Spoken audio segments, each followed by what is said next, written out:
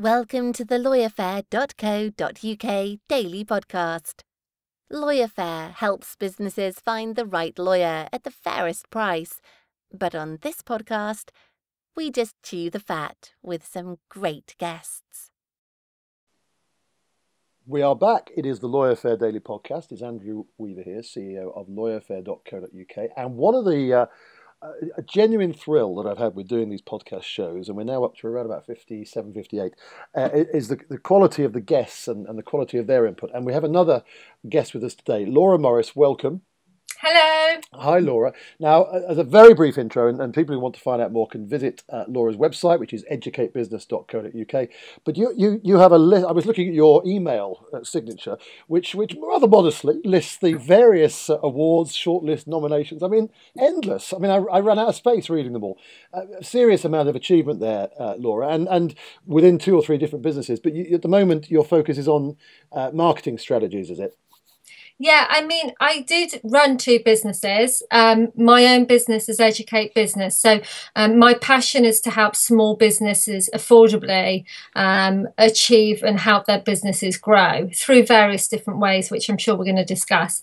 My other business that I'm co-director of that I've been running for 6 years now is Networking Mummies UK Limited, and we support mums, and we do dads actually, in business who are starting out or who are looking to grow.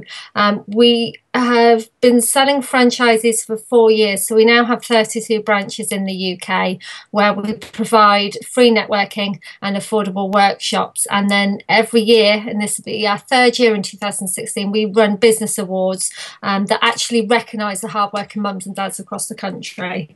Well, I'm very pleased that you referenced daddies in there as well. We have a business dad category.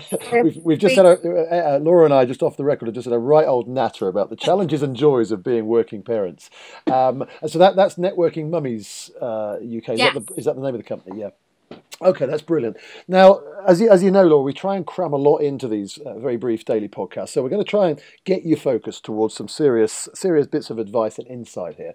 So we're loosely terming this discussion 5 steps towards a dream marketing strategy. Yeah. And again, based around the smaller businesses, smaller SMEs that you work with. So do you want to kind of launch in with what you think of those 5 steps? Mean, my first one, and as I say, we're going to talk quite loosely about the 5 steps, but I really want to cover the really key important factors in this. A lot of small businesses, unfortunately, don't give the time for their marketing. That's because, they probably don't have time. But, without really putting your all into it, you're not going to grow, you're not going to develop, you're not going to gain a bigger customer base. So it's very important to concentrate on marketing. And without marketing, we don't have customers, which is something that people easily forget, I think. So my first tip really is to make sure that your branding is key in terms of what you're trying to put across. For your business. Everyone has a different idea of how they want their business to be perceived. So you might want to be fun and funky and quite laid back with your marketing, or you might be more corporate and want to come across that way. And we can look at various brands across that are well-known, brands like Innocent Smoothies, which is one of my favourite, where their marketing is actually based around having fun. So very rarely they will talk about smoothies, but they'll put a joke on about a bear or something really random, but it actually gains traction. So really important is to come back and think about your brand, how you want it to be perceived, everything. Make sure your logo's spot on. And the amount of times I go on someone's website, there's a logo there. I follow through their social media links, click on Facebook, they've got a completely different cover page, cover photo, and then, you click through to their Twitter and it's totally different. Branding needs to be consistent on every platform that you're advertising on before you start really throwing yourself into your full marketing plans to make sure that it's not confusing for people. Yeah, and I think the extension of that, Laura, and I think it's a really good point, is that my old MBA, which was a wonderful thing many years ago, but there's very few things I frankly remember. However, one of them was something called Moments of Truth, which was about the absolute need for consistency across your business, and that's everything from picking up the phone through to, as you say, consistency of branding. So that's interesting. Okay. Have I thrown you with my interjection there, Laura? Sorry about No, that. no, that's fine. That's fine. I was just writing that note. It's really good to hear. Yeah, no, we're carrying straight on through. So branding is important. Make sure that it's consistent and it's there in the first place across everywhere that you're putting yourself out. My second top tip is really to think about your ideal client. And as many times in a mentoring session with a client, I've gone, who are you targeting? And they sit there and they go, oh, and suddenly they're like, well, I've never thought about that. And without really knowing your ideal client or clients, because you can have a mixture if you've got different services and products, you're not really going to know what content and strategy that you should be putting out there. So it's really important to just take some time out of the business and just sit there for 10 minutes and think, who is my ideal client? How much do they earn? What do they look like? Really think about that. And I think once you get a real good picture in your head, and even of those little bits, and form those ideal clients, that is when you'll know where to find them, which is will lead on to that. But yeah, it's just to think about who are you really targeting. And I think the thing about that as well is don't be afraid to go really deep into the identity of that customer. Or, what do they read? Where do they travel? What kind of things are they interested in? Because that will enable you to get a sense of where you should be advertising or marketing or promoting, as well as understanding who they are. Definitely. And I just think people don't even think into those smaller things. But by doing that, you will gain a lot of research, which will really help your marketing. Today, I've been putting a little survey out there, actually, because we're building some infographics, which I think really work well in marketing. And we're doing it on Twitter, and we're asking 50 small businesses, firstly, do they have a Twitter or business account? And secondly, do they use it daily to actually promote their business? Because we're getting some really interesting results already, where people, have an account or just they don't know how to use it. But once as we come back to that ideal client, which will lead on to my one of my third tips, is then you'll know where to market yourself. And on leading on to that, so for example, you might have a client, you've done some research, you've thought about your ideal client. It might come down to the fact that it's quite corporate. You're looking for someone that works in an office, is maybe managing directors, quite high up in that decision process. And then that's where my thoughts in marketing would lead to, am I using LinkedIn enough? There's just so many different platforms out there, especially online nowadays, that small businesses can use, that it's really hard to know which ones to use right. So what people are tending to do are using all of them, but not sporadically. And in turn, that isn't really creating a persistent marketing message. Would you say, and you've raised LinkedIn, Laura, would you say that's the one is that the one you prefer, or is that the one you recommend to your clients in particular? I mean, I think it is still quite corporate. I think there's a lot of big business brands on there. I mean, we connected on LinkedIn, funnily enough, didn't we, I think? We did. You're absolutely right. I use it all the time. Yeah, I don't discount it. I use most of them all of the time in my own marketing strategy, because I know exactly what types of clients I'm looking for, because I've done that research on my ideal client. But in saying that, I think the content that you use can be used on various different platforms for those ideal clients. So I do feel LinkedIn is still quite corporate in a way, and has bigger brands on it, but essentially it does have small business owners like myself on it, whereas where we connected.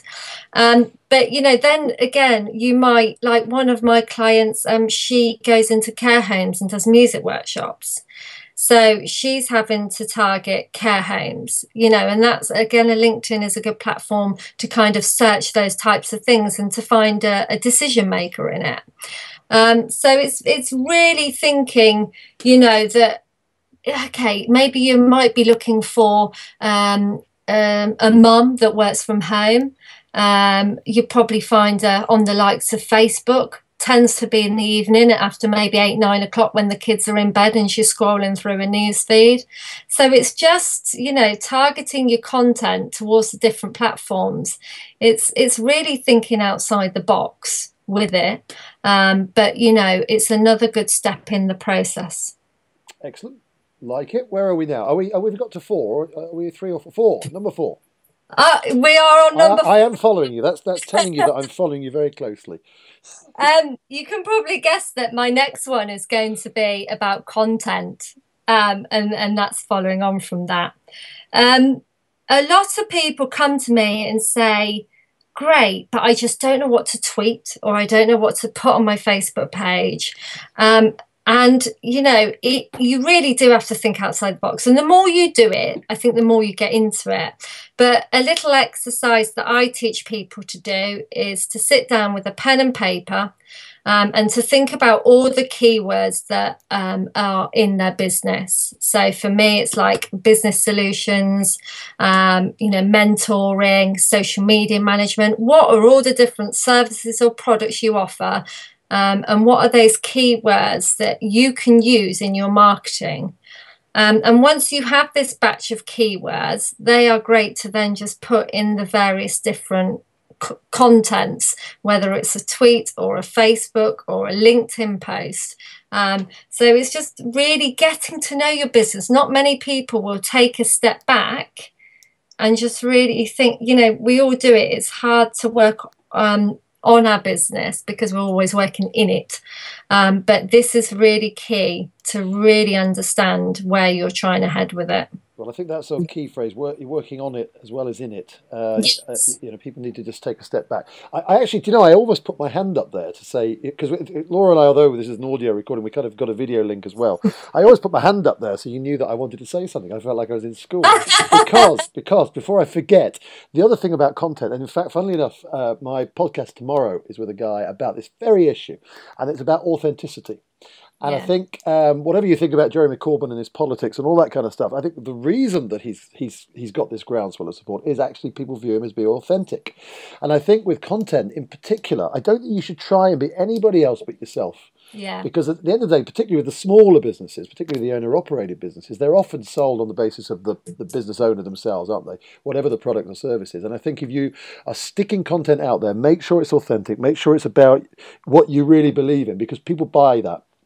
Yeah, one of my biggest mottos leading on to that, I nearly put my hand up then too, is people buy people. So especially, you know, if you're one of these small to medium business owners, don't hide behind your logo. Let people see you. There's no harm in your branding and your content in putting a bit of personality across. I'm in a service where my competitors are rife, so it's how I stand out, and that does come down to the personality and those types of content, you know, bits that I'm putting out. Is how am I putting them across?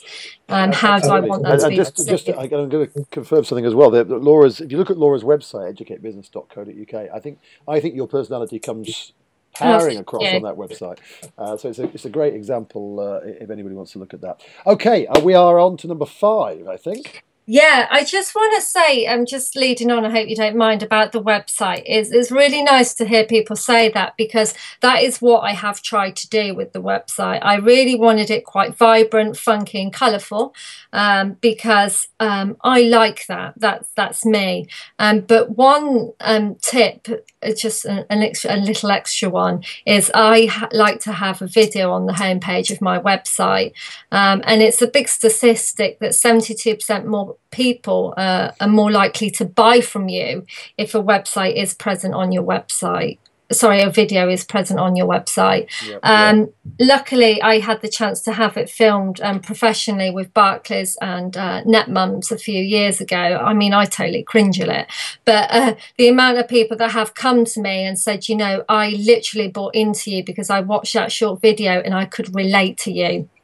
And coming back to your ideal client, you need to be able to relate to your clients.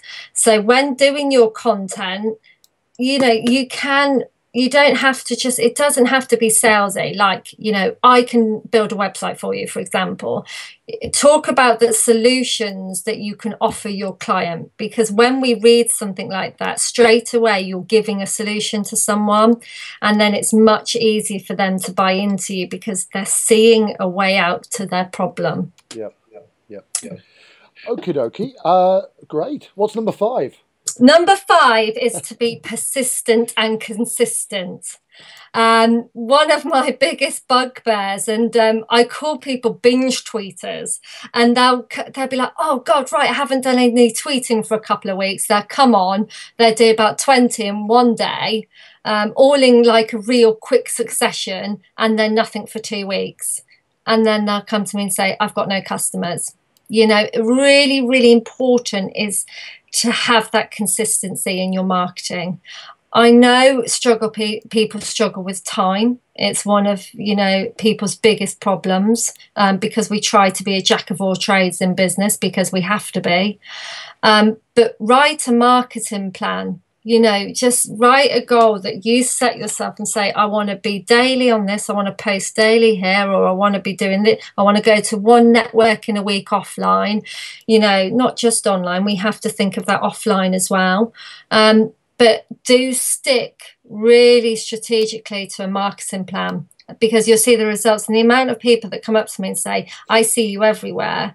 And especially, you know, on the social media side, I'm like, I want to hear that, because the more you're popping up in front of someone, the more your branding is being seen, the more people will think about you when they need your services. You know, we can look at any big brands like Apple, you know, it's everywhere. But the more that sign is seen, the more people want their products. So it's really, really important to be consistent and to be persistent in your marketing. Well, absolutely, and the point I would make on that as well is I'm always fascinated by the psychology of what makes people successful in every arena, really, sport, music, and business. And certainly in business, I think that one of the keys that people forget about is success is often based on routine. Yes. Often based, particularly when you're starting out and trying to, you know, scratch some growth from somewhere. It is based on having a structure and a routine. And I never have been particularly structured and full of routine. And it's something I've had to learn through painful experiences. But I think it's an absolute core to people who are successful, whether that's a routine that they themselves have or they delegate out. But it is absolutely true that consistency is core, isn't it? Yeah, I just think massively, you know, you have to believe in your brand. So all these little steps that we've just talked about are quite simple steps, but they form part of your whole brand identity as a business. And you have to fully believe in yourself and be really committed to those we've talked about, because if you don't, then no one else will believe in you. Laura, that's been awesome. 5 steps. I almost said 5 steps to heaven there. Well, let's say 5 steps to a dreamlike, heavenly marketing strategy. I couldn't have asked for more. That's brilliant. Thank you so much for the detail. We will, Laura's website, just to repeat it, is educatebusiness.co.uk. Lots of information on there. We will put that on the bottom of the podcast as well. Thank you so much for joining us. Brilliant. Thank you for having me, Andrew. Not at all, but all the best. That was Laura Morris. That was the LawyerFair Daily Podcast. There'll be more tomorrow. Thanks for listening. Thanks for listening to the LawyerFair.co.uk Daily Podcast. If you'd like to listen to more, why not subscribe and download each episode via iTunes, or visit us on the LawyerFair.co.uk website.